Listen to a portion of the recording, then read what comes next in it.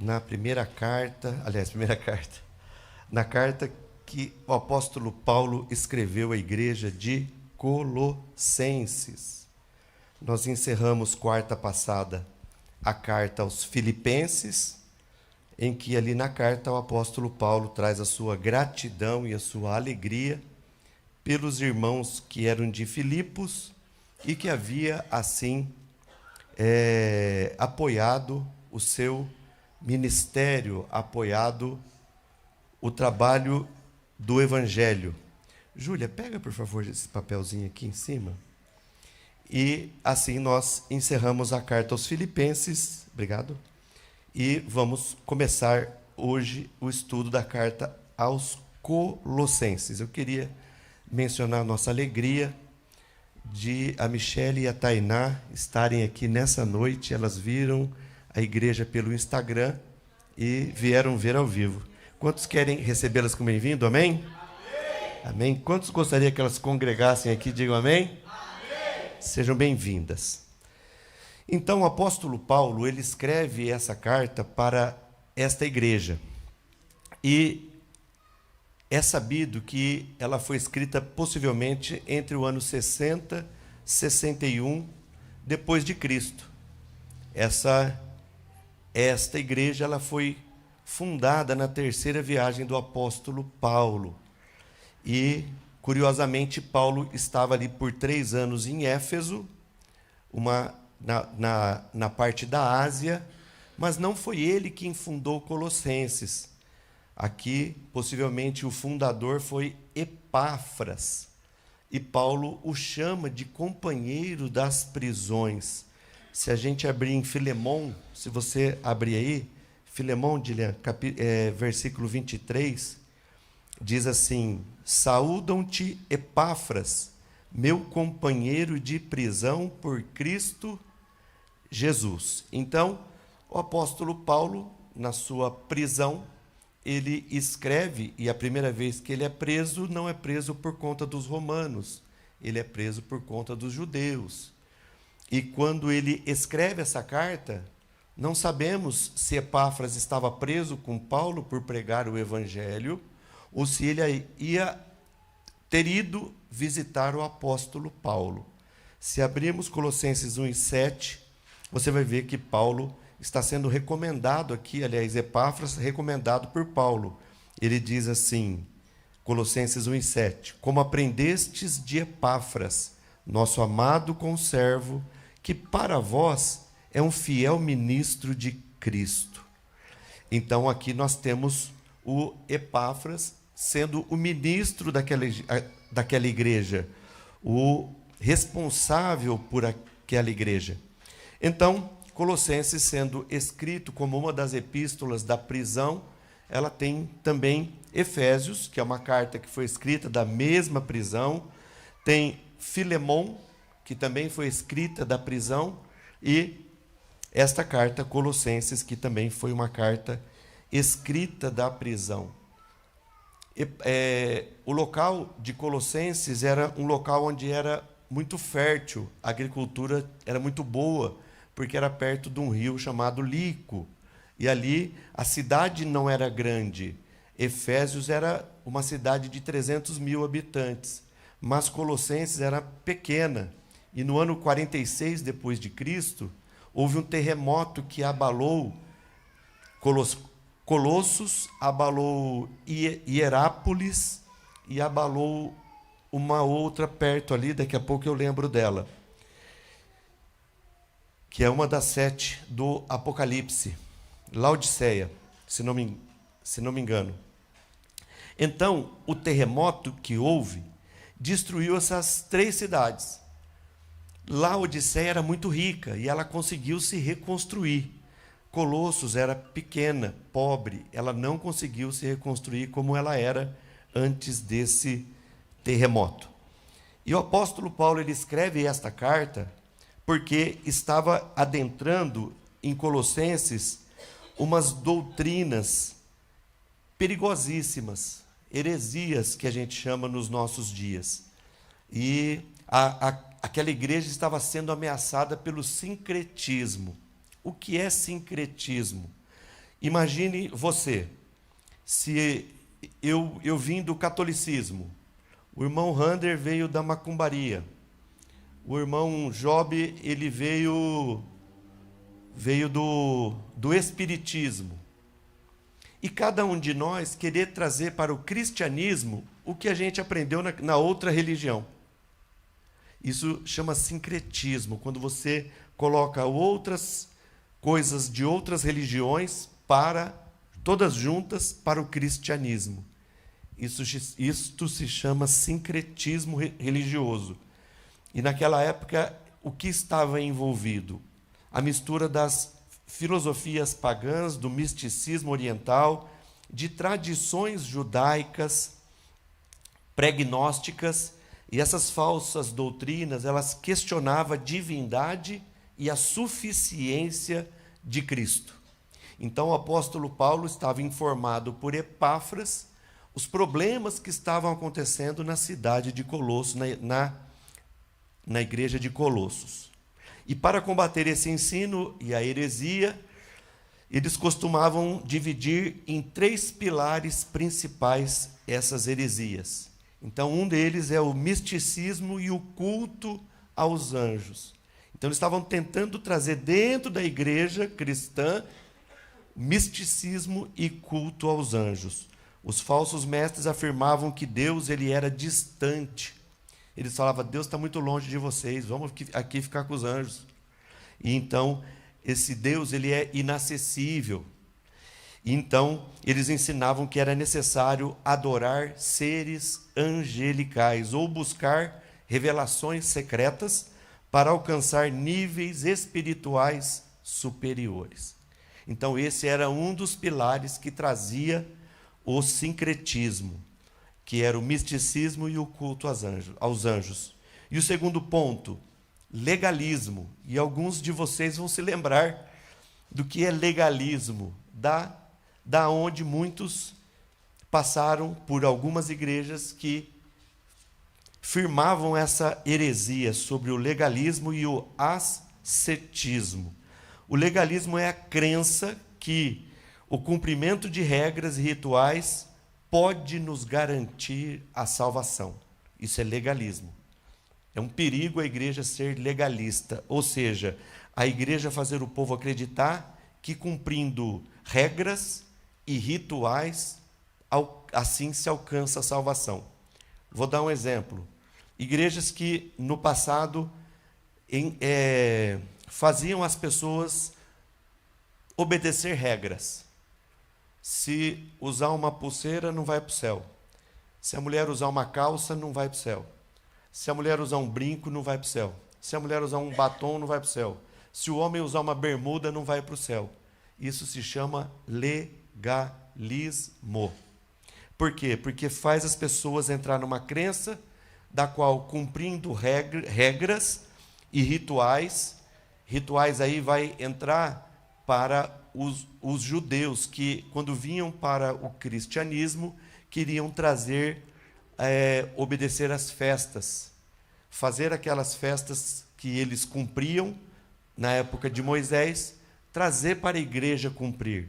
Por isso nós falamos e repetimos que não se forma doutrina no Antigo Testamento, porque Paulo está combatendo toda vez, em quase todas as cartas, Paulo está combatendo as doutrinas que eram do judaísmo, que queriam colocar ela no cristianismo, e Paulo combate veementemente. Então, o legalismo e ascetismo havia uma imposição de regras rigorosas, baseadas na observância de dias festivos judaicos, circuncisão, eles queriam que os novos convertidos fossem circuncidados, ou seja, a fimose nos dias de hoje, tirar a pele que cobre a ponta do membro do homem e cortar aquela pele, isso se chama circuncisão. E no Evangelho não se pede isso, Jesus não pede isso para quem vem para o Evangelho, para quem segue a Cristo. Isso eram rituais do Antigo Testamento, mas o sincretismo queria impor isso à igreja de Colossos. Então, e na abstinência extrema de certos alimentos. Eles faziam o povo, não come isso, que é pecado, não come aquilo, que é pecado, ou as bebidas, como meio de alcançar a santidade. Jesus, de fato, ele diz que o que contamina o homem não é o que entra pela boca, mas é o que sai da boca. Então, os pilares nós já temos dois: misticismos e cultos aos anjos, que estavam tentando colocar isso para os colossenses, legalismo e ascetismo, e a falsa filosofia, o terceiro pilar, que diz a valorização de vãs sutilezas. E aí a gente pensa, o que é vãs sutilezas? É difícil de nós entendermos essa palavra.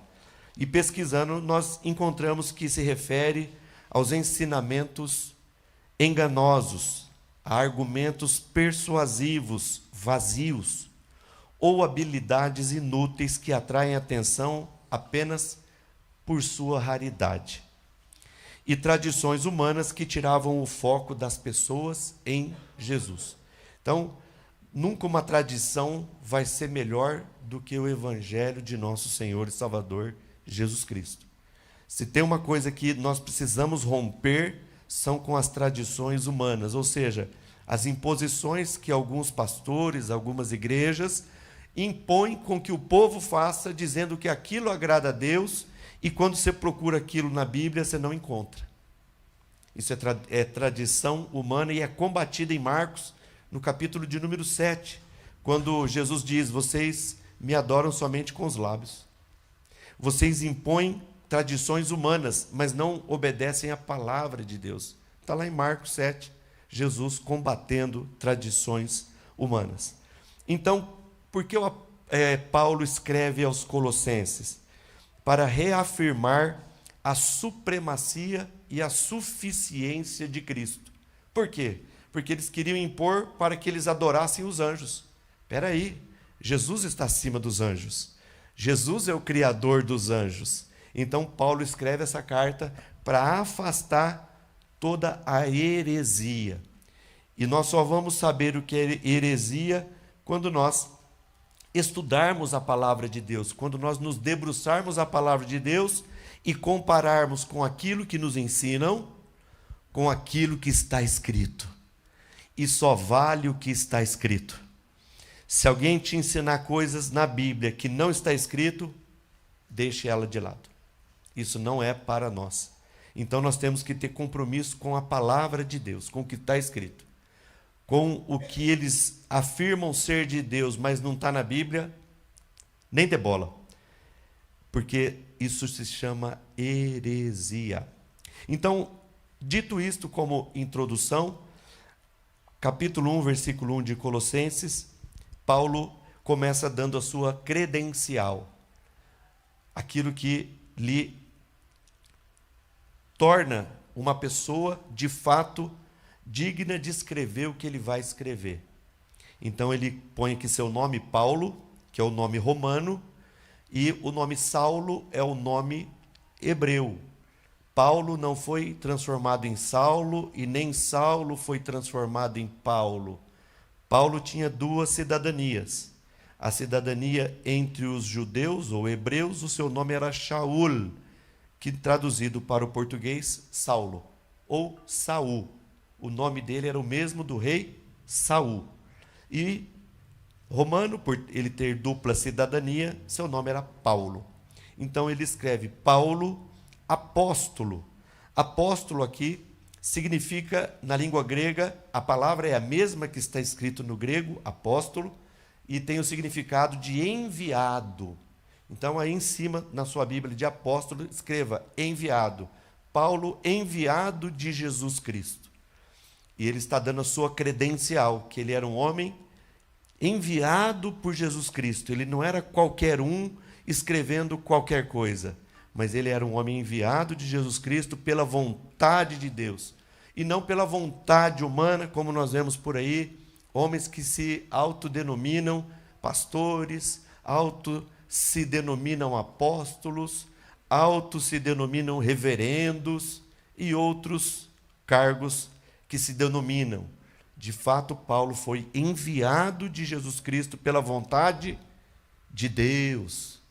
e o irmão Timóteo. Timóteo estava com ele. Entre a primeira e segunda prisão de Paulo, o apóstolo Paulo escreve uma carta para Tito e Timóteo. E quando ele está preso na segunda prisão, ao qual ali ele já não estava preso numa prisão que era um semiaberto, como foi na primeira prisão, ao qual ele pôde ali escrever 4 cartas, podia sair da prisão e depois voltava. Na segunda prisão ele escreve 2 Timóteo, porque ali ele sabia que era o corredor da morte e que ele dali não sairia mais livre. Por isso ele diz que ele estava sendo oferecido como libação. Então, no versículo de número 2, aos santos e irmãos fiéis em Cristo. Agora ele dá a credencial da igreja. Ele está mostrando quem é a igreja a qual ele está escrevendo. Ele diz, aos santos e irmãos. Às vezes a gente diz para uma pessoa, ô santo, a pessoa fala, não sou santo não. E eu queria perguntar aqui, quem que é santo aqui que está aqui nessa noite? Só os santos, ergue a mão. Ó, todos vocês são santos, vamos erguer as mãos. Santos, você vê o medo que você tem de erguer a mão? Porque não, santo só é Deus. Não, a igreja é santa. A partir do dia que você levantou a mão e recebeu a Jesus como Salvador da sua vida, você já entrou no processo da santificação. E dali você já é visto como um santo. Aleluia! É claro que nós vamos estar plenamente num corpo santo quando formos arrebatados. Mas nós somos santos como a igreja de Colossos, por Paulo, dando a credencial daquela igreja, como ele tinha a credencial dele de apóstolo, aqui ele diz a credencial da igreja, aos santos irmãos fiéis em Cristo. Amém, irmãos? Que estavam em Colossos, graça a vós e paz da parte de Deus. A saudação que nós devemos fazer aqui, ao assumir o púlpito, ao assumir uma oportunidade, é as mesmas que o apóstolo Paulo ensina. Graça e paz. Por que que ele ensina a dar graça e paz? Porque ele está falando a novos convertidos. Graça e paz é algo que é uma via de 2 mãos. Uma mão desce do céu e a outra mão sobe para o céu. Então, quando saudamos, ou quando Paulo saudava uma igreja, ele dizia graça, que vem de Deus. Graça. E essa graça nos dá paz com Deus. Então, a via de descida é a graça, e a via que sobe é a paz. Graça a vós e paz da parte de Deus, nosso Pai, e do Senhor Jesus Cristo. Logo após ele ter dado essa graça e paz, ele diz, orando sempre por vós. Aqui fica uma pergunta. Às vezes nós oramos por alguém, por alguns que nós conhecemos e lembramos na oração. É assim ou não é? Às vezes. Nós, às vezes, não oramos por todos que devemos orar, não é verdade? O apóstolo Paulo nos ensina aqui que ele estava orando por pessoas que ele nunca viu. Ele não plantou essa igreja. Então, ele tinha constante oração por aqueles que ele não via. E assim nós precisamos fazer, aprender com o apóstolo Paulo. Em nossas orações, nós incluímos aqueles que nós nunca vimos. Senhor, os teus salvos que estão nos países que perseguem a tua igreja, guarda os teus salvos. Você não viu eles, mas eles estão em aflições. No Brasil, os evangélicos basicamente não sofrem perseguições. Claro que elas têm, mas não sofrem ao grau que uns países por aí matam os evangélicos. Mas matam uma igreja inteira, mata 100 pessoas, 150. Quando eles encontram igrejas subterrâneas, que as pessoas cavam e entram, e aí eles descobrem que ali tem, eles vão lá e dizimam aquelas vidas. Então nós precisamos fazer como era o apóstolo Paulo, orando sempre por vós, por aqueles que você nunca viu, mas que o seu coração esteja, Senhor, guarda as crianças ali, guarda ali as famílias, guarda o teu povo.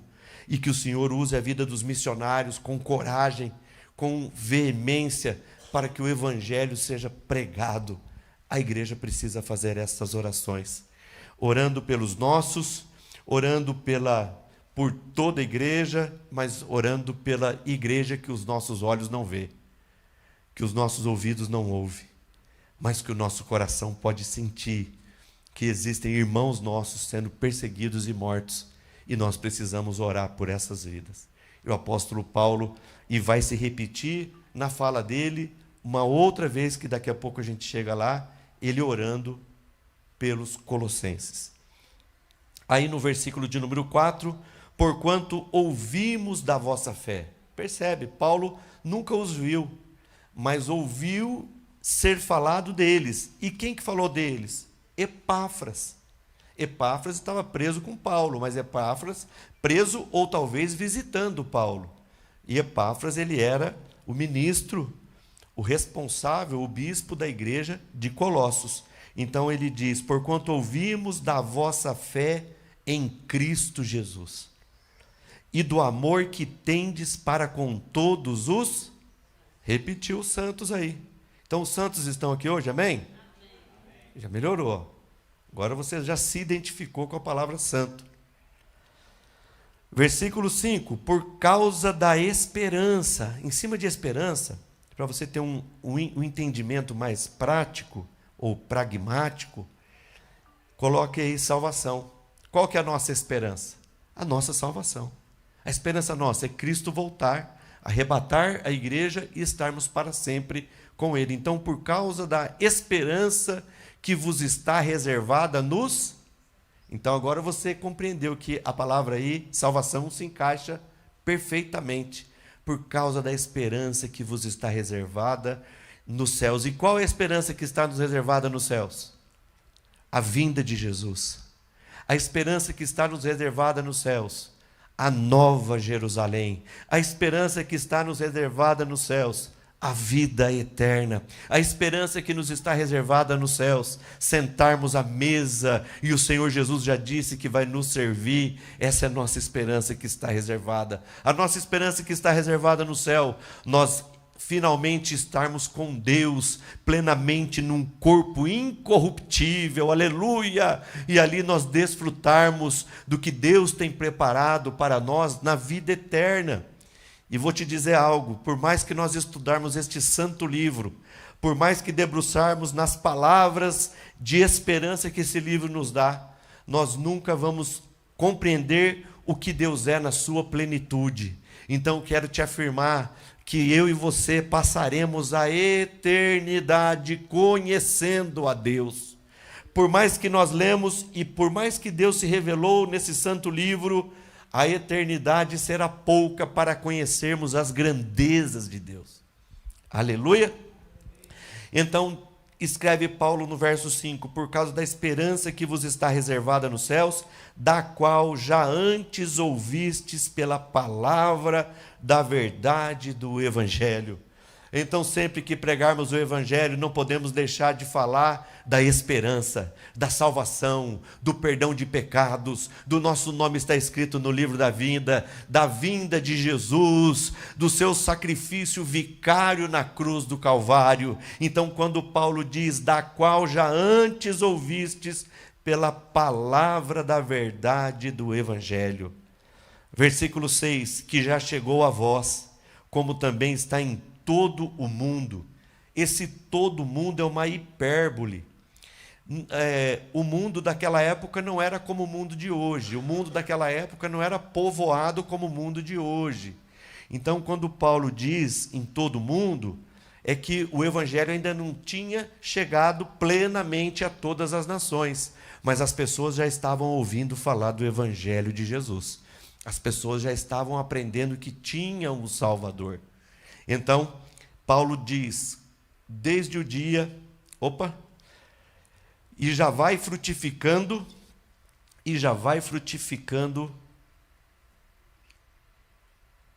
versículo de número 6, que já chegou a vós, também está em todo mundo, e já vai frutificando, como também entre vós, desde o dia em que ouvistes e conhecestes a graça de Deus em verdade. Então o evangelho chega, e na onde o evangelho chega, ele traz fruto. Nós não podemos ter vergonha de pregar o evangelho. Paulo diz: não me envergonho do evangelho, porque ele é salvação para todo que crê. Então, aonde o evangelho é lançado, aonde o evangelho é semeado, ele gera fruto. Então nós precisamos, como bons trabalhadores na ceifa do Senhor, nós precisamos semear o evangelho, anunciar o evangelho.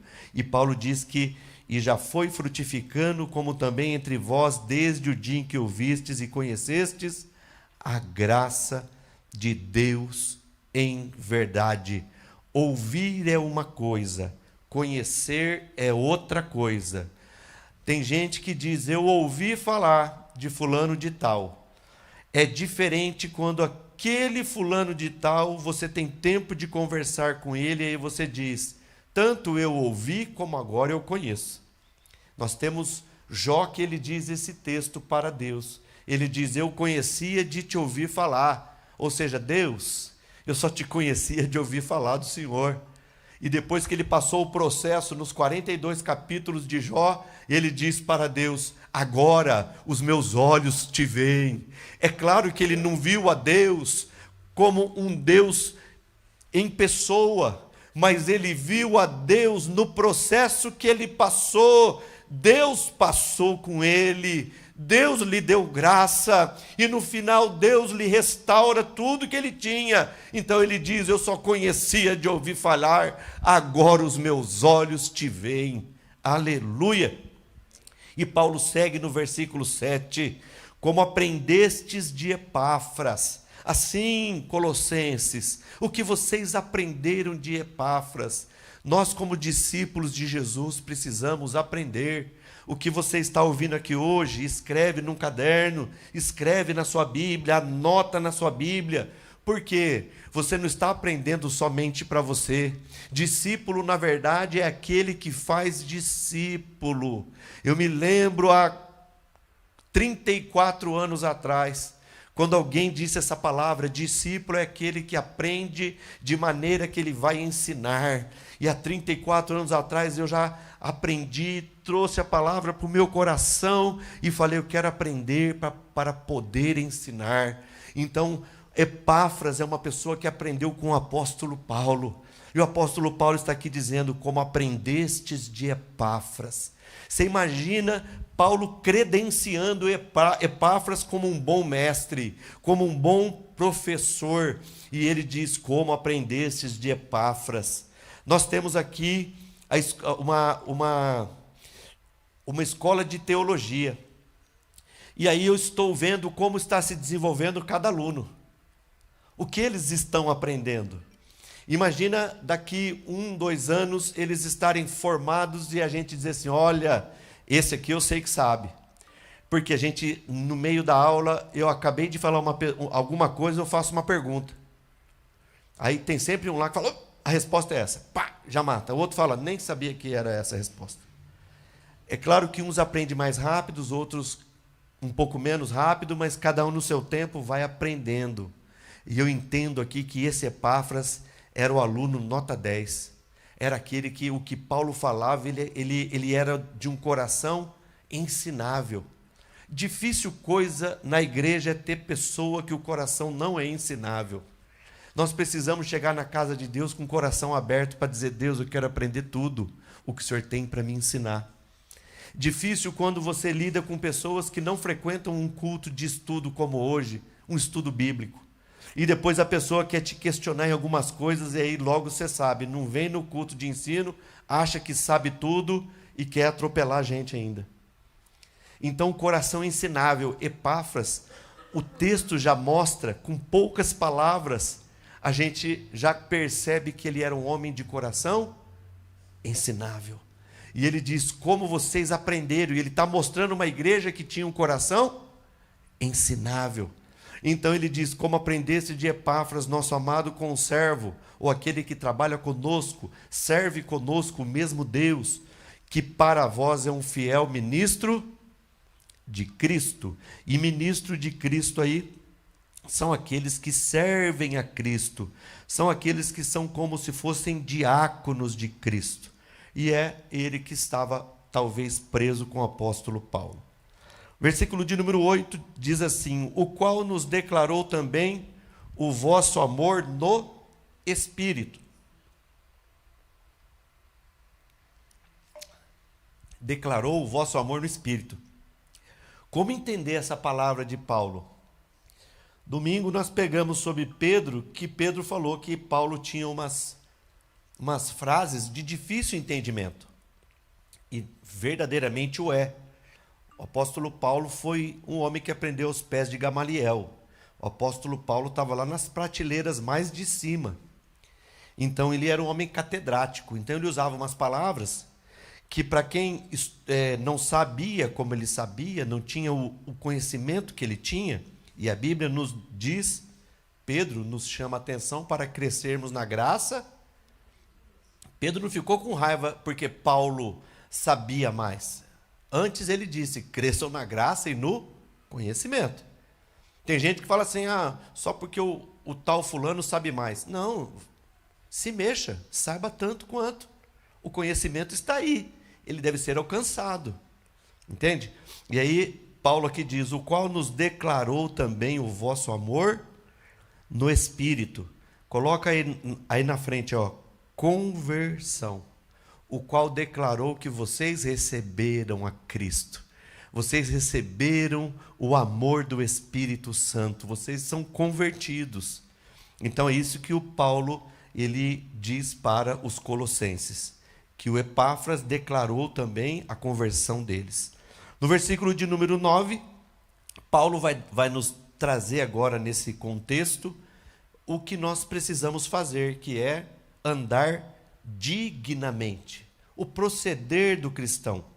E aí Paulo diz assim, por esta razão, nós também, desde o dia em que o ouvimos, a palavra voltou. Paulo havia ouvido falar de Colosso.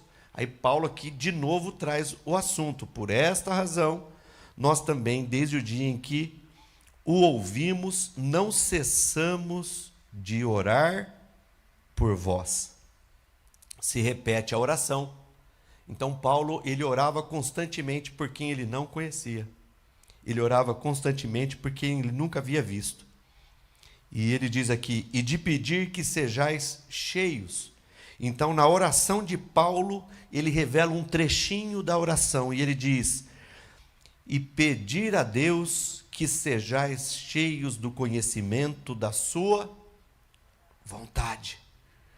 E isso precisa estar muito claro na minha vida, na sua vida, e na nossa oração por aqueles que não conhecem Jesus, por aqueles que são novos convertidos, que eles sejam cheios do conhecimento da vontade de Deus. E aí eu te pergunto, você tem plena certeza e convicção da vontade de Deus na sua vida? Ela está clara na sua vida? Nós precisamos ser cheios. Esse copo não está cheio. Está cheio, mas também não está vazio. Imagine que esse copo é você e que essa água é aquilo que você tem de conhecimento de Deus. Precisa pôr mais aí ou não? Ou aqui está suficiente? Aqui está no meio do copo. No meio do copo, a palavra que eu tenho para isso é medíocre. O mediano é medíocre. Você não pode estar na média. Você tem que estar acima da média. Deus te chamou para estar acima da média. Ser mediano não é de Deus, não. É ser cheio de Deus, é ser cheio do Espírito Santo, é ser cheio da palavra de Deus, é ser cheio da sabedoria de Deus, é ser cheio da vontade de Deus. A proposta ao qual Deus te coloca hoje é em confronto, é ser cheio, é ser cheia da sua vontade. E o que é estar cheio da vontade de Deus? Paulo diz aí, e ele diz, cheios da sua vontade em toda a sabedoria. Sabedoria é saber a natureza das coisas. Então, para você estar cheio da vontade de Deus em toda a sabedoria, sabedoria traz a ideia da percepção precisa da verdadeira natureza das coisas. E depois o texto diz: e cheios de inteligência espiritual. E o que é inteligência espiritual? É a aplicação hábil dessa sabedoria em situações práticas. Vou te dar um exemplo. Uma quarta-feira de alguns anos atrás, precisava ser construído esse altar. A igreja era virada para lá, e nós tínhamos um tapete no chão ali, e os bancos para lá. Quando nós fomos colocar para cá, que era a vontade minha desde o começo, tem gente que me chama de autoritário, que mandão, e eu mesmo contra umas pessoas: ô bispo, vamos pôr para cá a igreja. Eu falei: não funciona para cá. Porque quando passa um carro, as pessoas olham. Quando passa a pessoa perto, todo mundo olha, vai atrapalhar o culto. Porque a gente já tem a experiência, a visão. Mas mesmo assim eu fiz a vontade das pessoas. Por mais que alguém ache que a gente é autoritário e mandão. Assim, com obras a gente prova quem a gente é. Deixei a igreja para lá. E aí aqui não tinha essa parede, aqui tinha um cabo de aço e uns não tecido, aquele TNT. E dava para ver o tanque aqui atrás, a pia, dava para ver tudo. Eu tinha uma vergonha, mas é o que nós podíamos naquela época. E o propósito era colocar o altar, a parede que está aí, colocar esse altar aqui. Isso tudo que vocês estão vendo aqui, desde o começo, Deus já me tinha me orientado. Até as poltronas pretas, Deus tinha orientado tudo isso daí. Esses ares. Quando foi pôr o ar, eles queriam pôr o ar, aqueles de parede que joga para cá, e o outro joga para cá. Eu falei: meu Deus do céu. Aí nós fomos ouvir, eu e o Rander fomos ouvir um técnico, ele falou: põe o ar central.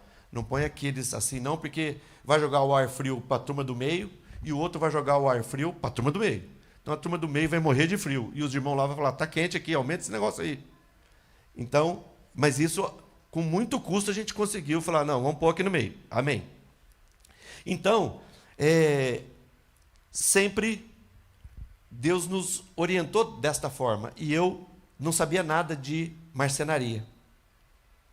Aqui embaixo tem quase 90 pallets que foi ofertado gratuito. E numa quarta-feira eu orei, a gente nem tinha os pallets ainda, não tinha nada ainda, e Deus me impulsionou, me inspirou a dizer que Ele estaria dando inteligência espiritual. E eu falei: os irmãos que estão aqui hoje à noite vão receber de Deus inteligência espiritual. E aí nós oramos. Você acredita que com uma serra circular e uma trena, sem esquadro, nós fizemos isso aqui tudo? Eu nunca tinha feito a escada embutida na minha vida, e nem desembutida. E Deus me deu, sem a gente fazer um projeto de lápis, nada. Falei: os degraus vai ser tanto por tanto, e vão colocar embutido. Pus esses LEDs, com essa inteligência que Deus deu para nós naquele dia. Eu, o pastor Ciro e alguns outros irmãos que nos apoiou. Depois tinha que pôr esse carpete. Chamei o homem do carpete, na época foi R$5.000, e não era desse aqui não, era um carpete inferior, e naquela época não entrava, acho que 3.000 por mês aqui. E ele falou 5. Aí eu falei: vamos nós pôr esse trem aí. Aí nós mesmos instalamos esse carpete. Tem gente que, se olhar, não vai ver aonde é a emenda. E nós não temos essa profissão. Mas Deus havia dado inteligência espiritual. Depois fizemos essas partes prata aqui. Fui atrás para ver qual que é a certa. Aqui tem a segurança. E aí nós colocamos isso aqui. Então, tudo isso que vocês estão vendo é Deus que deu inteligência espiritual. E eu quero orar por você agora, para você receber essa inteligência espiritual. Porque isso faz a diferença na sua vida. Deus, Ele faz a diferença na nossa vida. E algo que nós precisamos ter é sabedoria e inteligência espiritual. E se você quer, Feche seus olhos e peça a Deus, porque a Bíblia ensina para que aquele que não tem sabedoria peça, porque Deus dá liberalmente. E Deus vai dar nessa noite inteligência espiritual para você.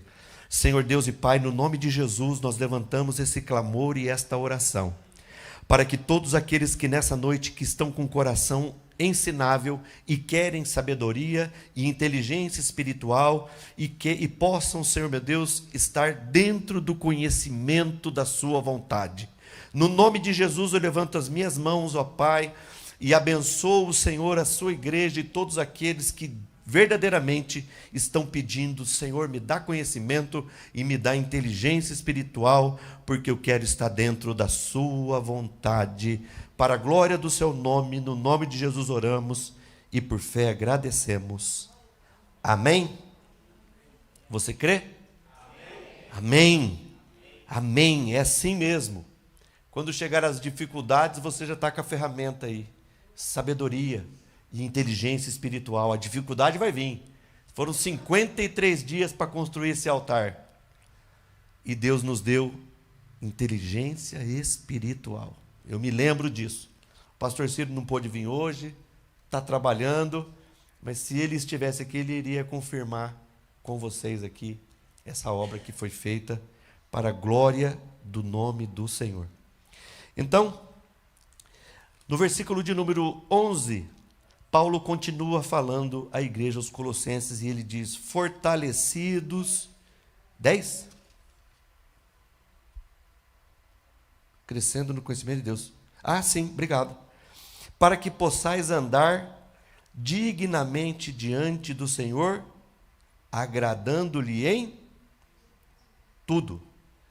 Irmãos, ser cheio do conhecimento da vontade de Deus, tendo sabedoria e conhecimento espiritual, vai te colocar na prateleira de cima. Por quê? Depois que você tem inteligência espiritual e sabedoria, você vai poder andar dignamente diante do Senhor, agradando-lhe em... E daqui para frente vocês vão ver tudo, toda, vai se repetir várias vezes. Por isso que esse negócio de meio não dá certo com Deus. Você não pode ser um crente mediano. Você tem que ser cheio de Deus. Seu corpo tem que estar pleno de Deus. E aqui o que o texto diz... E destaca na sua Bíblia a palavra tudo, para que possais andar dignamente diante do Senhor, agradando-lhe em... Ou pode ser meio a meio? Você é um crente meio a meio? Você nunca mais vai esquecer o copo d'água meio a meio. Agradando a Deus em... Então diz aí, agradando a Deus em... Tudo. E depois que você agrada a Deus, a segunda etapa é frutificar. O crente não precisa ter os frutos do Espírito Santo? E quais são os 9 frutos no singular? 9 frutos. Na língua portuguesa, o certo é 9 frutos. Mas o fruto do Espírito Santo, ele é singular. É como se fosse uma pão-cã com 9 gomos. É uma fruta só, não é? Com 9 gomos. Então nós temos amor, alegria e paz. Os primeiros 3. Os primeiros 3 é um fruto para com Deus. Amor, alegria ou gozo e paz. Segunda etapa dos frutos do Espírito: bondade, benignidade e longanimidade. Esses 3 frutos é para com o próximo. Os 3 últimos frutos: fidelidade, mansidão e domínio próprio, é consigo mesmo. 3 frutos com Deus, 3 frutos com o próximo e 3 frutos consigo mesmo. Então, frutificando em toda boa obra. Se você exercer o fruto do Espírito Santo, você vai frutificar em toda boa obra. Porque você vai glorificar a Deus nos primeiros 3 frutos, vai estar em igualdade, cuidando e tratando bem o seu irmão, e os últimos 3 é consigo mesmo, você tendo fidelidade, pistes, fé, mansidão, é você segurando esse eu seu atômico. Sabe quando ninguém pisa no nosso pé, nós está, ó, Jesus, glória a Deus, sou a 4ª pessoa da Trindade. Alguém pisa no teu calo, você fala, ó, eu sou crente, mas meu braço não. Já viu crente assim? É essa hora, olha lá aqui. Está aí, ó. É essa hora que você mostra o quanto você é crente. Fidelidade, mansidão e domínio próprio. Você falar para o seu Adão ou Eva, que está sepultado aí, fica aí. Não sai da sepultura, não. Não ressuscita, não. Eu preciso ressuscitar, mas o velho Adão em mim, não. A velha Eva, não. Então, quando Paulo diz, obrigado, voltando para o texto, quando o apóstolo diz, para que possais andar dignamente diante do Senhor. Quais as ferramentas para andar dignamente diante do Senhor? É assim que é na aula de teologia. Eu acabo de falar e pergunto. Sabedoria?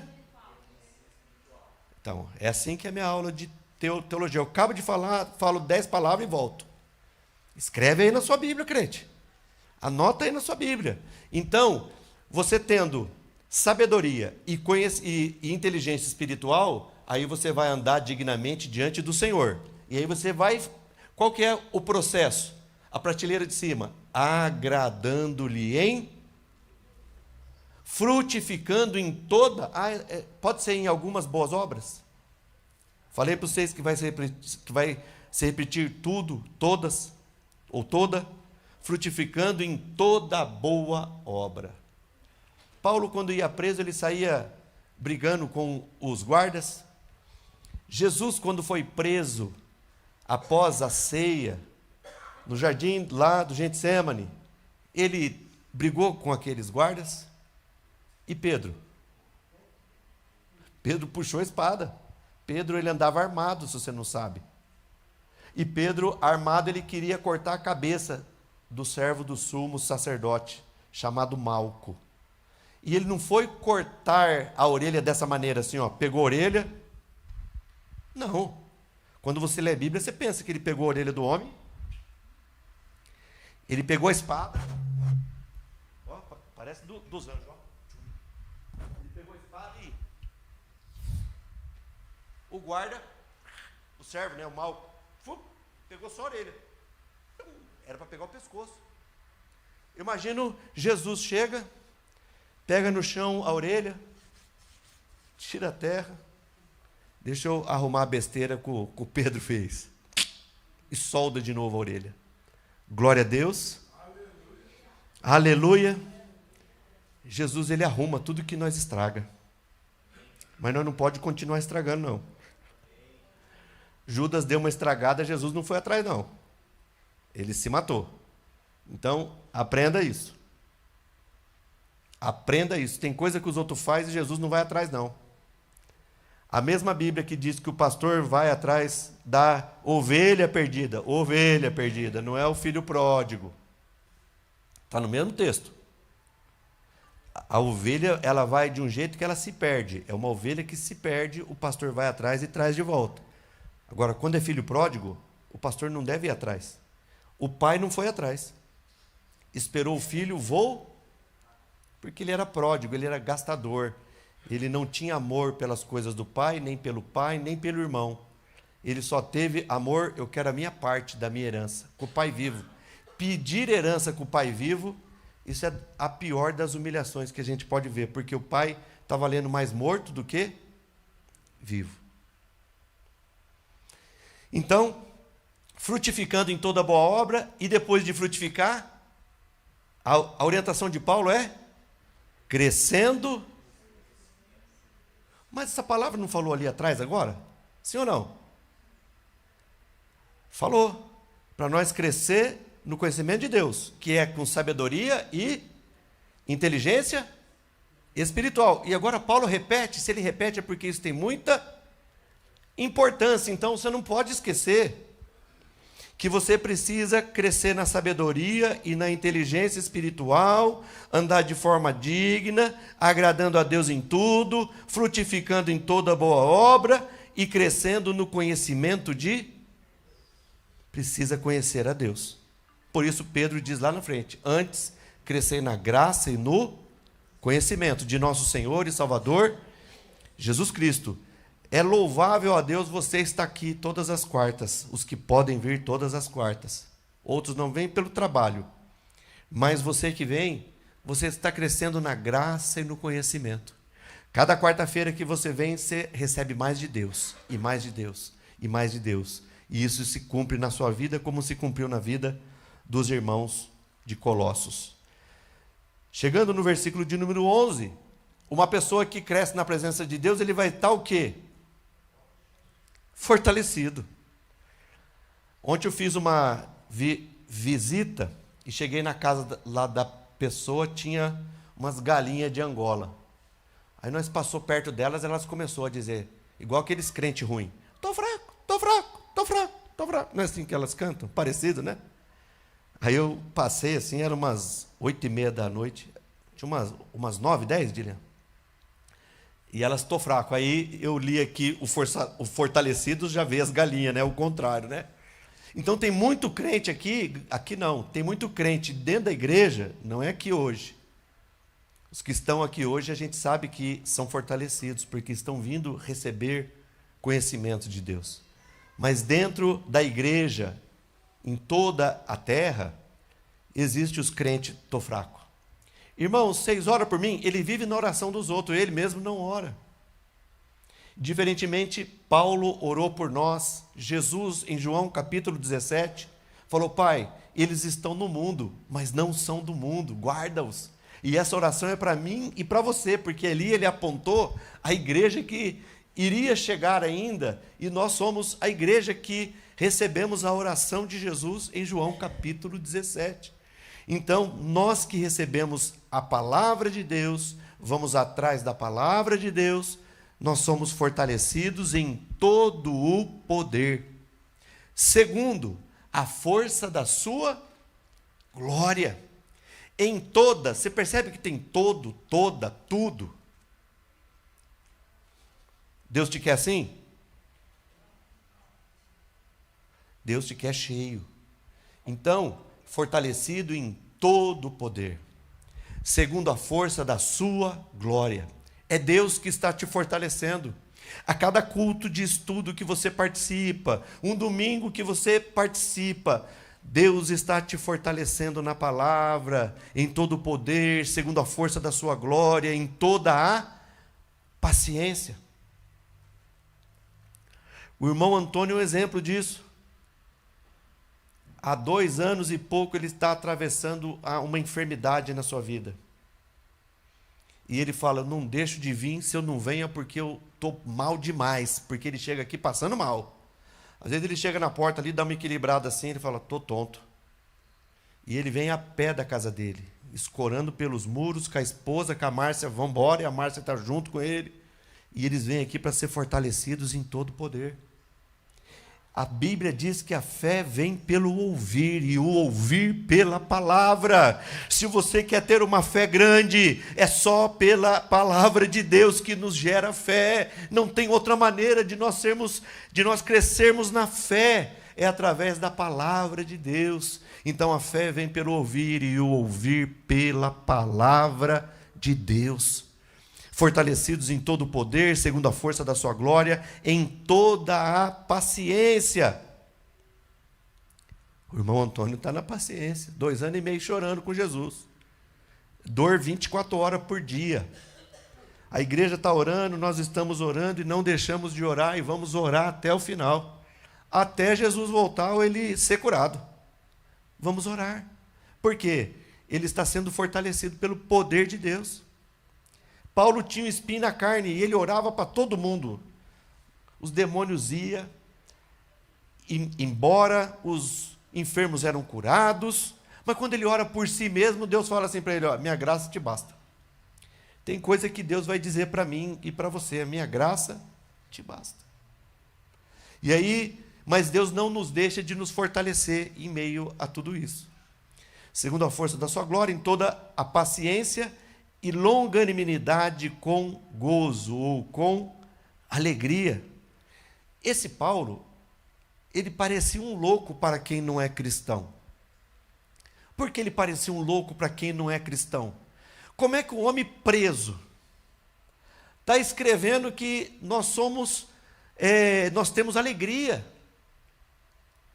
Naturalmente, quem está preso sabe que não tem alegria, porque você está ali sendo limitado da sua liberdade. E o apóstolo Paulo está falando assim, nós temos um longo ânimo com alegria. Longanimidade fala de um longo ânimo, com gozo, com alegria. E aí no versículo de número 12, obrigado. Dando graças ao Pai que nos fez idôneos.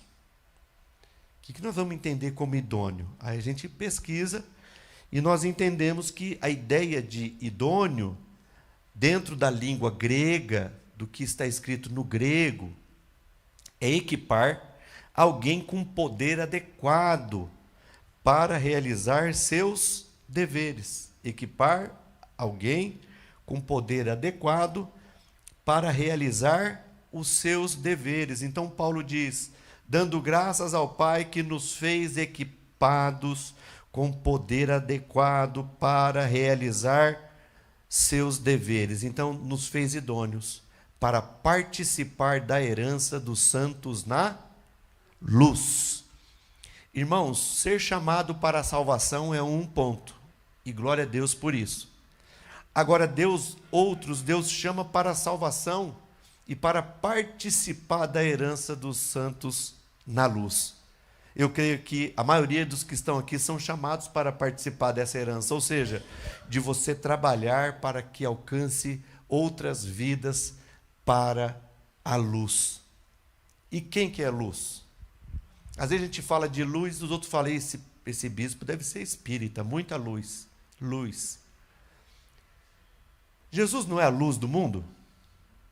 E por que o Paulo não pode falar aos santos na luz? Por que a gente não pode falar luz? Né? Eu sei que é uma linguagem que alguns espíritas usam. Muita luz na sua vida, luz. A luz deles não é o Jesus nosso. A luz nossa é Jesus. E a Bíblia manda a gente ser o que na terra? Sal na terra e luz do mundo. Então nós somos participantes da salvação nossa. Deus nos fez participantes para sermos salvos e também chamados para a herança dos santos na luz. Santo na luz fala de condição ética na qual vivem os filhos de Deus. Então, essa parte que nos cabe como santos na luz fala da condição ética na qual vivem os filhos da luz, ou seja, da compreensão espiritual com a moralidade e a felicidade que a acompanham. Para nós sermos luz no mundo, nós precisamos ter a moral em alta. Você imagina eu, bispo, e ser mal falado aonde moro ou aqui? Aonde eu teria moral? Alguém chega na minha loja, você me roubou. Você colocou menos óleo no meu motor do que ele poderia ter. A moral minha vai estar onde? Aí a pessoa vai dizer, depois diz que é crente. Depois diz que é bispo. Mas rouba a gente. E nós vemos isso, irmãos, dentro da igreja assim. Nós vemos pastores, evangelistas aí nas outras igrejas. A Bíblia não tem essa ordenança de pastores e evangelistas, mas nós estamos carecas de ver pessoas golpistas escondidas atrás de alguns cargos eclesiásticos. Mas não só atrás dos cargos eclesiásticos, atrás da membresia. E nós somos chamados para participar da herança dos santos na luz. E para a luz de Cristo, eu estava vendo a lua hoje, está maravilhosa. Ela está uma lua, eu acho que é crescente, e uma estrelinha bem no biquinho dela, assim. A hora que você for para casa, você olha a lua. Aí eu disse para a Dilian que eu entendo que o sol, eu peguei o telefone dela, acendi a luz e pus por trás. Aí uma partezinha acende, a outra parte fica escura. O que eu entendo? Que o sol está numa posição que os raios, a lua não tem luz própria. Aqueles raios estão chegando e batendo só naquela face. E nós que estamos aqui, estamos olhando só um pedacinho da onde o sol está batendo na lua. Por que eu trago isso para você? Porque nós não podemos refletir só um pouco de Cristo. Cristo tem que ser refletido em você por inteiro. Na sua vida social, na sua vida conjugal, na sua vida familiar, na sua vida profissional. A luz de Cristo possa bater intensamente e ser refletida para a sociedade e possamos ser vistos como homens e mulheres de Deus. Por isso Paulo está aqui trazendo para a igreja de Colosso essa orientação.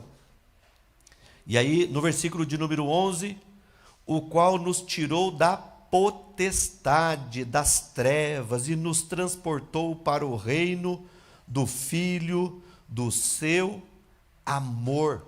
Onde está escrito potestade aí, você pode escrever em cima domínio, o qual nos tirou do domínio das trevas.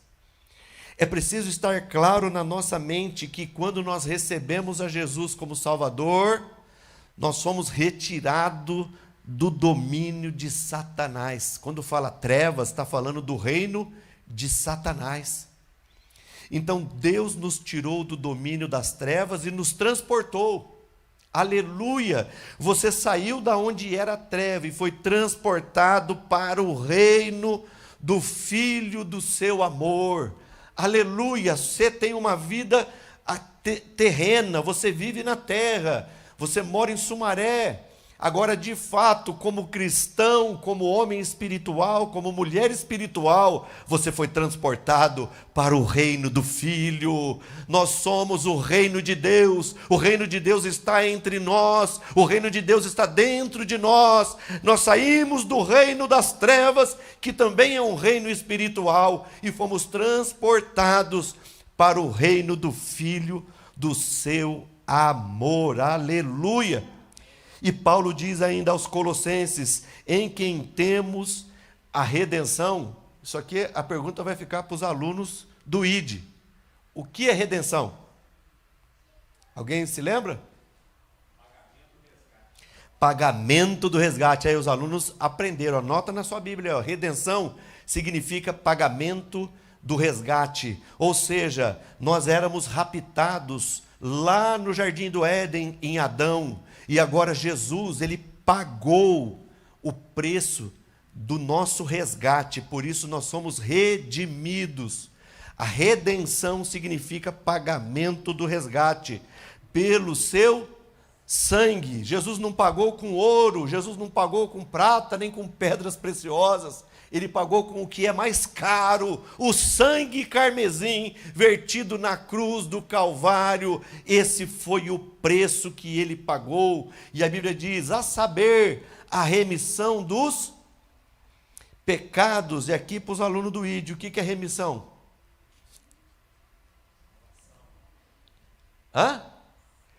Remissão é perdão. Libertação da escravidão. Fomos libertos da escravidão. Escreve aí na sua Bíblia aí. Então, em quem temos a redenção? Jesus pagou o resgate. Pagou com o quê? Pelo seu sangue. Vertido aonde? Na cruz do Calvário. Foi só o sangue? Foi o sangue porque ele morreu. Não é só ir lá e doar 1 litro de sangue. É ser chicoteado, sendo inocente, 40 chibatadas, com azorrague, era o chicote com 12 pontas, 6 pontas tinha ossos, e 6 pontas tinha metais, e quando vinha o algoz, ele chicoteou as costas de Jesus, aquilo cravava na sua carne, e quando ele puxava o chicote, saíam pedaços das suas costas. Por isso o salmista diz, araram sobre as minhas costas, fizeram profundos os sulcos. Jesus teve a sua costa toda esburacada. Eu creio que ali nas costas dele dava para ver os seus ossos da costela. Foi só o sangue? Foi todo o sangue, o qual lhe trouxe a morte. Foi só isso? Não. Nossas enfermidades e nossas dores foi sobre ele. Quando você está com uma dor de cabeça intensa, você já fala, eu vou morrer. Foi sobre ele todas as nossas enfermidades e as nossas dores. Só isso? Não, foi todo o sangue, nossas enfermidades e dores, e os nossos pecados foi sobre ele. O Santo de Deus, que nunca pecou, recebeu sobre ele. Imagina se você ser jogado numa fossa, ao qual os seus inimigos encheram elas com os seus dejetos. Ser jogado lá dentro. Não bastava ser da sua família, você já não queria entrar, sim ou sim? E numa fossa que é dos seus inimigos, sim ou sim? Não. Jesus, quando ele diz, se possível, Pai, passa de mim esse, todavia não seja como eu quero, mas como tu queres. E Deus falou, então bebe ele. Aí você vai na fossa, além de você ser jogado lá dentro, que é os nossos pecados, a fossa que eu falo é interligando com os nossos pecados e você beber aquilo. E isso é água potável perto do que Jesus bebeu, que é os nossos pecados. Então o preço foi caro. Por isso em Romanos Paulo diz, nenhuma condenação é ou há para os que estão em... Aleluia, nosso Senhor, nenhuma condenação há, foi pago o preço. Por isso que lá em João está registrado, tetelestai, está consumado, está pago. Satanás não pode chegar em você e te acusar de nada, porque ele pagou o preço com seu sangue, com a sua vida, e ele tomou o castigo. Ele cumpriu cabalmente a justificação, trazendo para aqueles que creem o perdão dos pecados e o direito de serem chamados filhos de Deus e filhas de Deus. Aleluia! Em quem temos a redenção pelo seu sangue, a saber, a remissão dos pecados. Amém? Não posso ir mais longe que a hora manda eu parar. Mas se você voltar quarta-feira, nós continuamos essa história maravilhosa acerca da carta que Paulo escreveu aos Colossenses. E paramos aqui no versículo de número 14. Ficou com quero mais aí? Um gostinho de quero mais? Amém. É uma alegria para a gente poder aqui estarmos agradecidos a Deus por essa tão grande salvação, por esse tão grande propósito e projeto de Deus. E isso não é só para mim e para você. Esse projeto é de Deus para a sua vida, mas você está na herança da luz. Leve esse evangelho, traga outras pessoas para Jesus, para que elas possam também serem participantes desta família cristã. Amém? E eu agradeço aqui a visita das duas jovens, sejam bem-vindas. Se quiser um pouco mais, quarta tem mais. Domingo, 6 da tarde, nós estamos reunidos aqui. Amém? E hoje é aniversário da Rebeca, 16 anos a Rebeca fez hoje.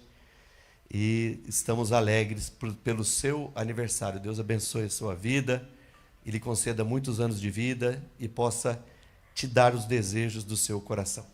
Amém? Vamos de pé, vamos orar pela Rebeca, vamos agradecer por este culto maravilhoso, no nome de Jesus.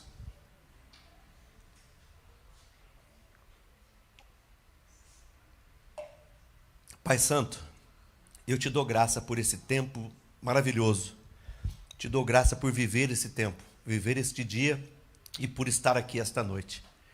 O Senhor é maravilhoso e nós somos tão pequenos na sua presença. Somos tão pecadores na sua presença e nós queremos te pedir perdão por todos os nossos pecados. Depois de ouvirmos uma palavra tão abençoada como essa, nós entendemos que o Senhor cresceu, nós estamos crescendo, mas o Senhor cresce a cada vez mais na nossa vida. O Senhor é grande, mas aí nós vamos reconhecendo a sua grandeza mais e mais. E sabemos que vamos passar a eternidade conhecendo o Senhor, de tão grande que o Senhor é. E somos gratos pela oportunidade de estarmos reunidos aqui, Pai. Abençoe cada vida que esteve aqui nessa noite. Cada vida que foi confrontada pela Tua palavra. A cada um de nós que podemos dizer, eu preciso crescer um pouco mais. Eu preciso do conhecimento de Deus, eu preciso de sabedoria, eu preciso de inteligência espiritual. E nós todos precisamos, ó Pai. E nós te agradecemos, no nome de Jesus. Bendito os seus filhos e filhas foram ao saírem de suas casas, e bendito eles são ao voltarem para suas casas. Dá, Senhor, uma semana abençoada para a tua igreja, Senhor. Dá, Senhor, meu Deus, resoluções de problemas para aqueles que chegaram aqui nessa noite, precisando de uma resposta. E no nome de Jesus eu quero orar com eles e pedir que o Senhor solucione os problemas, abre portas e glorifica o teu nome, porque tu é Deus grande, soberano sobre os céus e sobre a terra e debaixo da terra. Assim nós oramos a ti, bom Deus, assim nós te agradecemos por tudo, agradecemos por essa palavra, em nome de Jesus. Amém. Rodrigo, você pode dar a benção aqui, meu?